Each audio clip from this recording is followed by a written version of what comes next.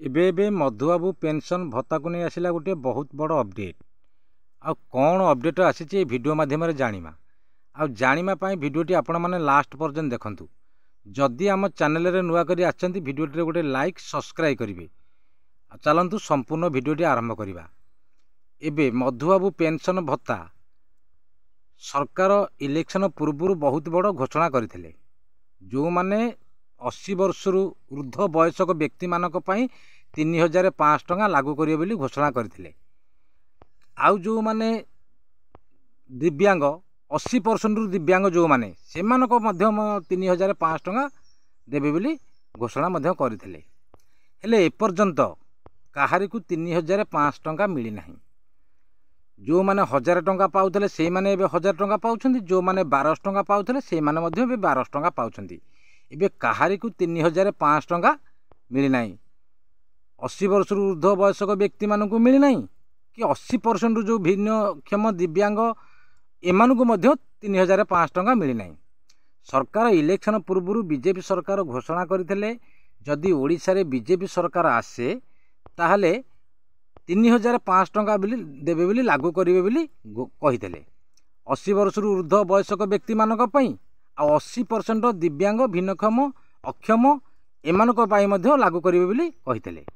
ହେଲେ ଓଡ଼ିଶାରେ ବିଜେପି ସରକାର ଗଠନ କରିସାରିଛି।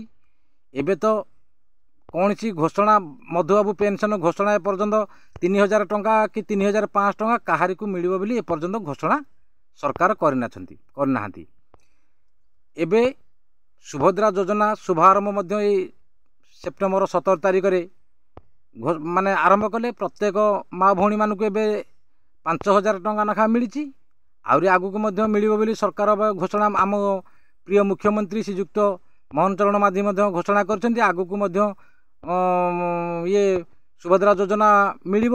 ଏବେ ମଧ୍ୟ ଲୋକମାନଙ୍କୁ ମା'ମାନଙ୍କୁ କି ଭଉଣୀମାନଙ୍କୁ ଏବେ ମଧ୍ୟ ମିଳୁଛି। ଏ ମଧୁବାବୁ ପେନସନ୍ ଭତ୍ତା ଏପର୍ଯ୍ୟନ୍ତ କିଛି ଘୋଷଣା କରିନାହାନ୍ତି। କିଛି ତାଙ୍କର ବିଚାର ବୈଠକ ବସିବ। ବୈଠକ ବସିଲା ପରେ ଏ ମଧୁବାବୁ ପେନସନ୍ ଭତ୍ତା ଲାଗୁ କରିବେ। 3000 ଟଙ୍କା କି 3500 ଟଙ୍କା ମଧୁବାବୁ ପେନସନ୍ ଭତ୍ତା ଲାଗୁ କରିବେ। ତାଙ୍କର ବିଚାର ବସିଲା ପରେ ବୈଠକ ବସିଲା ପରେ ଯାହା ହେଲେ ଘୋଷଣା କରିବେ ସରକାର ଖୁବ୍ ଶୀଘ୍ର ମଧ୍ୟ ଘୋଷଣା କରିବେ 3000 କି 3500 ଟଙ୍କା ଲାଗୁ କରିବା ପାଇଁ।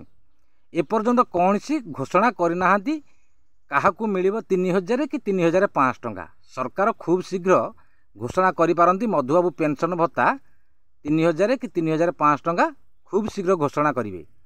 ଏବେ ତ ସୁଭଦ୍ରା ଯୋଜନା ପୁରା ପ୍ରତ୍ୟେକ ମା ଭଉଣୀମାନଙ୍କୁ ଏଇ ସେପ୍ଟେମ୍ବର 17 ତାରିଖରେ ଶୁଭାରମ୍ଭ କରିଛନ୍ତି। ପ୍ରତ୍ୟେକ ମା ଭଉଣୀମାନଙ୍କୁ ଆକାଉଣ୍ଟକୁ ମଧ୍ୟ 5000 ଟଙ୍କା ଲେଖା ଦେଇଛନ୍ତି। ଏବେ ମଧ୍ୟ ପ୍ରତ୍ୟେକ ମା ଭଉଣୀମାନଙ୍କ ଆକାଉଣ୍ଟକୁ ମଧ୍ୟ ପଇସା ଯାଉଛି।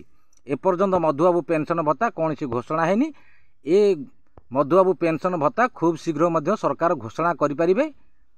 ଆଉ କାହାକୁ ମିଳିବ 3000 କାହାକୁ ମିଳିବ 3500 ଟଙ୍କା। ସମସ୍ତଙ୍କୁ ଯଦି ମିଳନ୍ତା 3500 ଟଙ୍କା ବହୁତ ଭଲ ହୁଅନ୍ତା। ସରକାର ଯଦି ସମସ୍ତଙ୍କୁ 3500 ଟଙ୍କା ଲାଗୁ କରନ୍ତେ ସରକାର ଏ ସମସ୍ତଙ୍କ ଭତ୍ତା ପେନସନ୍ଧାରୀଙ୍କ ପାଇଁକା ବହୁତ ଭଲ ହୁଅନ୍ତା। ଆଉ ମଧ୍ୟ ଭତ୍ତା ଖୁବ୍ ଶୀଘ୍ର ଲାଗୁ କରିବେ ଆମ ପ୍ରିୟ ମୁଖ୍ୟମନ୍ତ୍ରୀ ଶ୍ରୀଯୁକ୍ତ ମୋହନ ଚରଣ ମାଝୀ। ଖୁବ୍ ଶୀଘ୍ର ଘୋଷଣା ମଧ୍ୟ କରିପାରନ୍ତି ଏ ମଧୁବାବୁ ପେନସନ୍ ଭତ୍ତାକୁ ନେଇକି। ଆଉ ଏବେ ଯଦି ଭିଡ଼ିଓଟି ଭଲ ଲାଗିଥାଏ ଗୋଟିଏ ଲାଇକ୍ ସବସ୍କ୍ରାଇବ୍ କରିବେ। ରହିଲି ନମସ୍କାର। ଜୟ ଜଗନ୍ନାଥ।